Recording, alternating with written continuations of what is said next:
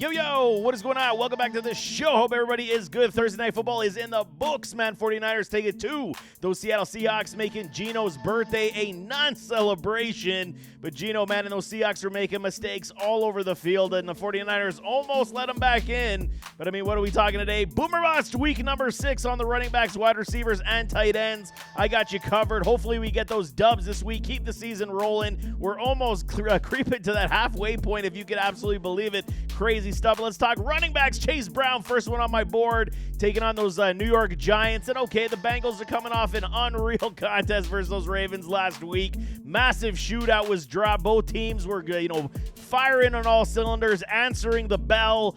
And it came with a loss for these Cincinnati Bengals. Zach Moss also going down with injury. He is on the questionable, but I'd be surprised if he does, suit up. If he does, it's going to be less touches this week, where Chase was showing that he can move the ball, man, coming off back-to-back boom games at a whopping 37.1 points these past two contests. Unbelievable for Chase. And, I mean, he gets a decent matchup versus the Giants. Yes, we understand the D-line at New York is very good, and they will challenge everybody that they do face. But it is, achievable that they can at least run the football, and volume upside is massive here on an offense that seemingly seems to have figured it out. Boom for 3 straight weeks for a Chase Brown at this point. But I did see him creep up on that injury report as well, so I'll definitely keep you updated in the comments. J.K. Dobbins taking on the Denver Broncos.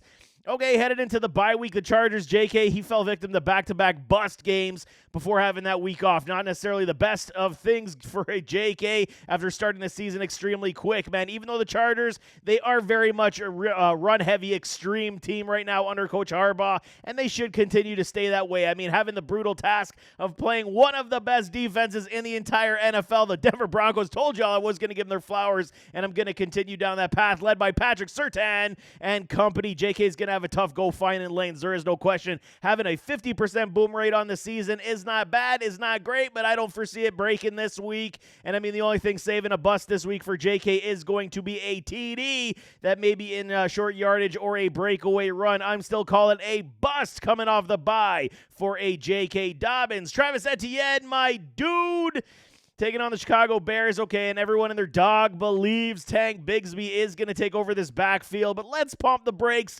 just a little bit on this one, because Etienne has still massive upside. We had seen the coach did discuss this and said that Etienne is still the lead back in this offense at this point, but there is no question that Tank has earned more touches in this backfield, and we could see a lot more lean to more splits riding the hot hand as the game does wear on. I mean, this is good news to some degree for Etienne, because competition usually brings out the best in a lot of players, and Travis is still that home run hitter that we love on the season. Etienne is still a 60% boom rate player, which is very good.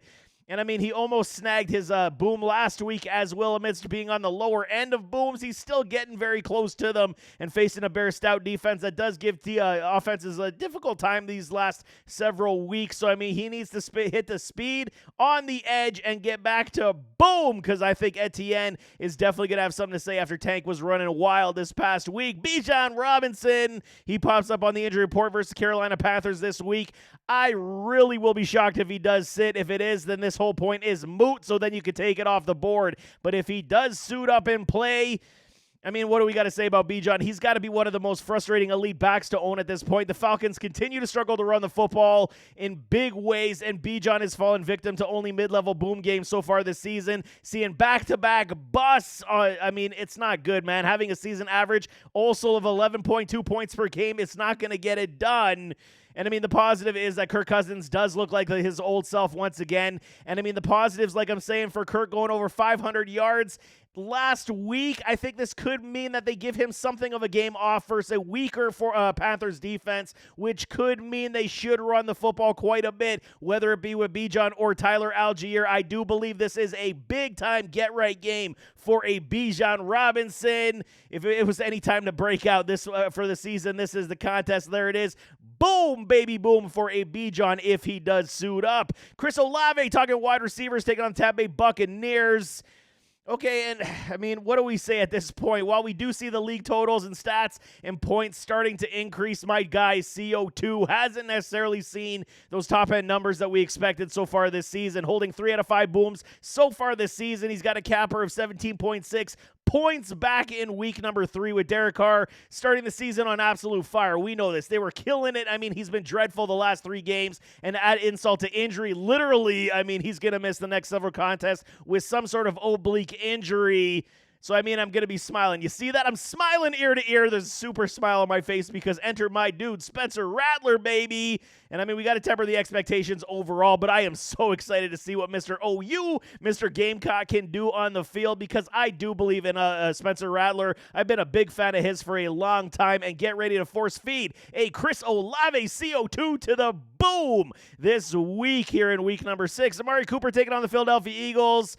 And, I mean, if there was any offense that I'm starting to jump ship on, it's going to be those Cleveland Brownies. Deshaun Watson looks absolutely horrific. The run game is non-existent, basically, and Amari looks like shades of his former self right now. I mean, rumor also kicking around the league right now that he could be traded before the deadline. His only job right now is for himself to remain healthy, making business decisions, I mean, before he gets dealt to another club. I mean, facing the Eagles this week, they do got some good talent at rookie DB. I mean, they will, and they're coming off the bye, so they're going to have some expectations to play a lot better, as the Eagles haven't necessarily been the best of their self either. And I don't expect things to get better here for a Cooper. So I'm saying a bust for the 5th time this season already for a Cooper. It's not looking good for a Murray and those Cleveland Brownies. Chris Godwin versus those New Orleans Saints.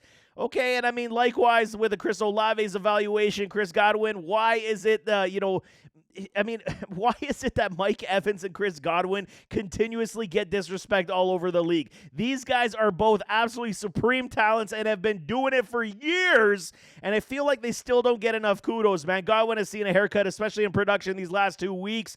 I mean, being the top fantasy football wide receiver after the first 3 weeks and then missing his 2 boom games, just missing them these last 2 weeks, has not been the best. But, I mean, the Bucs take on the Saints. We know, I mean, this always comes with chippy events with these 2 teams blow down because it is Mike Evans. Should see a lot of Marshawn Lattimore again this week, and we know the history between these 2. The fist could be always flying, and I mean, enter Chris Godwin in that respect. He could be the focal point in this contest where Mike has his hands full with a Lattimore, and I think a boom is coming for a Godwin this week. 4th time this season. He should absolutely be the focal point in this offense this week. Calvin Ridley taking on those Indianapolis Colts, and okay, I get it. Listen to me, I understand.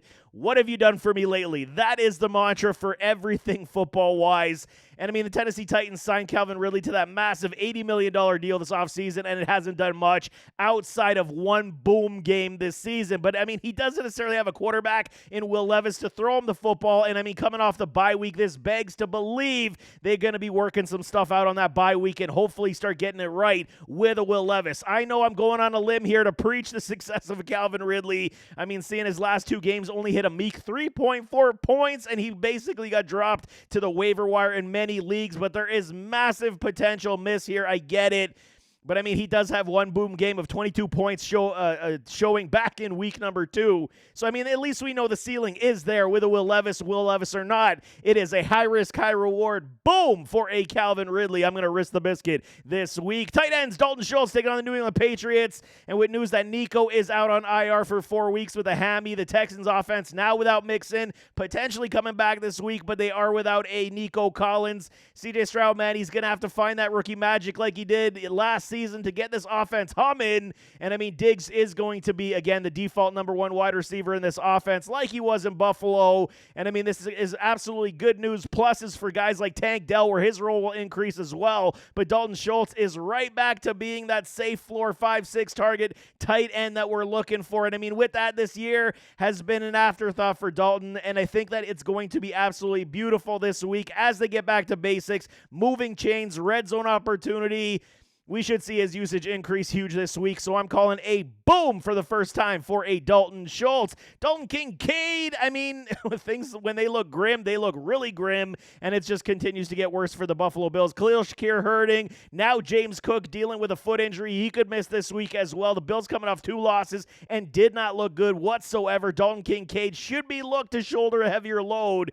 And I mean, while that's good news, the targets should be coming his way. The bad news is there's no one else on this offense capable enough to pull coverage from his side from Kincaid to be open free. And his drop rate right now is increasing weekly for a guy coming out of college with an 80th percentile in no drop rate and catch rate. I mean, I don't understand. Facing the Jets defense, I mean, they haven't looked the same since 2024. They just fired Coach Salah as well, opening the door for huge motivation, though. You got to understand this for the defense and the offense to play that much better. The Bills have not looked good, like I'm saying, the past 2 weeks, and I don't see Dalton carrying this offense this week either, especially if a James Cook does sit. I'm calling a bust once again for the fourth time for this young tight end. It is not good news. No bueno for my Buffalo Bills. Kyle Pitts taking on those Carolina Panthers. And I mean, much like Bijan, I think this is an absolute beautiful matchup for the Atlanta Falcons. And the most encouraging signs, like I said, came last week from a Kirk Cousins showing his vintage Kirko chains once again. And I mean, finding nearly, 100 yards last week. I believe it was 88 yards on 7 catches, hitting the boom for the first time versus the Bucs in Thursday Night Football. Kyle Pitts absolutely was doing the business, man, taking on the Panthers. It should be an easy task to dispose of here. And my eval, like my evaluation for a Bijan, I mean, it could be a lighter day for Kirk Cousins. It really could, especially if this game gets out of hand early. We could see a lot of running from these Falcons. However, I will say getting Pitts more involved seems to be the case, and I think that they are very encouraged with the asset here. So back to boom for back-to-back weeks for a Kyle Pitts. Last one is Cole Kmet. Chicago Bears taking on the Jaguars in London, and it's going to be interesting. I mean, the Bears, Caleb Williams, he's starting to figure things out, which is good. Kudos to the coaching staff for getting that run game moving, which has made Caleb more productive over the last 3 weeks. Spreading the football around enough to support 1 or 2 targets is basically the MO right now,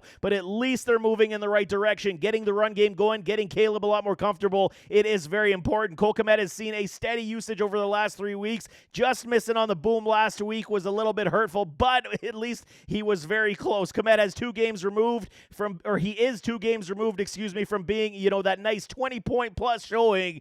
And, I mean, that's an anomaly. I get it. It's not going to happen for Cole Kmet every single week. But, I mean, taking on a Jags who are definitely trying to compete and climb out of the cellar in their division, having the chain-moving safety blanket, it's going to be key for Caleb in this contest again. I don't see 20 points coming, like I said, this week. But a TD definitely is not out of the question. So I'm calling a boom for a Cole Kmet this week. Back to booming business for this tight end. But nevertheless, there you have it. That is Boomer Bust for week number 6. And I mean, we're doing very well on these booms, doing very well on these starts. Put your questions in the comments. I'll definitely help you out, get you a save your season if you are in dire straits. But nevertheless, as always, don't forget to hit that like button, hit that subscribe button, jump in those comments, give me your thoughts, and we'll see you next time. I am out.